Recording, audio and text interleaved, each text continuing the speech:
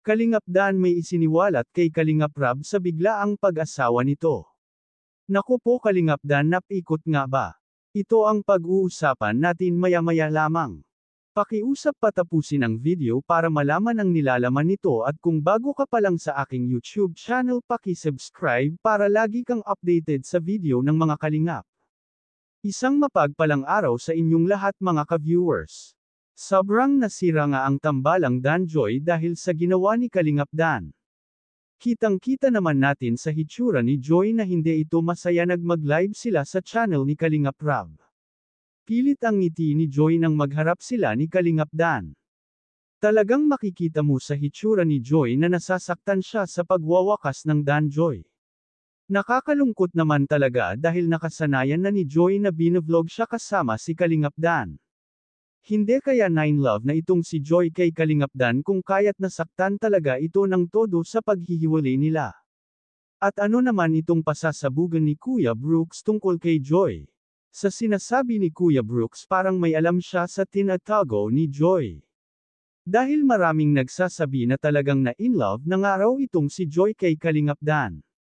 Maraming nagsasabi na matagal na palang may asawa si Kalingap Dan at kahit si Joy ay may alam dito. Kaya dun sa paliwanag ni Kalingap Dan na pasensya na naipit lang daw siya sa sitwasyon para tuloy lumalabas na pinikot siya ng babae. Marami nga ang nagagalit na viewers nang dahil sa ginawa ni Kalingap Rab dahil naaawa sila sa sitwasyon ni Joy ngayon. Kasi kahit na sinabi ni Joy sa vlog na okay lang daw siya at huwag siyang alalahanin dahil hindi daw siya nasasaktan, pero sa mukha niya ay halatang iiyak na. Kahit nga si Kuya Rab ay nalulungkot sa tuwing susulyapan si Joy. Pero talagang ganyan lang ang buhay dahil matanda naman na si Kalingap Dan, kailangan niya ng magkapamilya.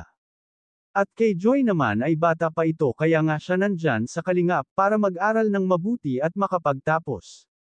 Huwag niya nang intindihin si Kalingap Dan dahil masaya na siya na magkaroon ng pamilya.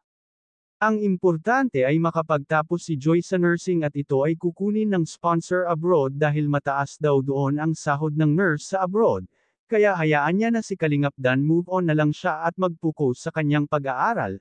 Habang may nagpapaaral dapat focus muna dahil hindi biro ang tuition ng nurse, napakalaking halaga at saka 2 years na lang matatapos na si Joy, kaya pagbutihin mo Joy ang iyong pag-aaral.